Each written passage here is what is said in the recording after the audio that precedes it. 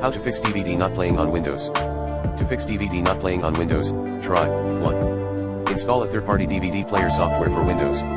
2.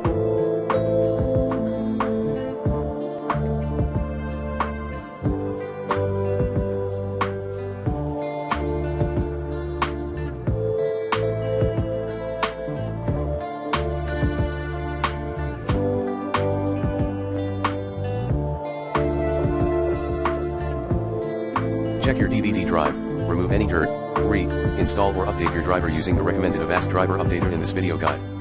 For advanced users,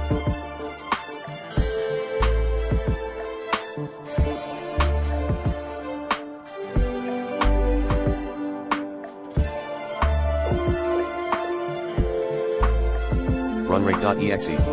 Add HKLM system current control set services a topi controller 0/f/v enum device 1/t rig_d word/d0x00000001 command as admin.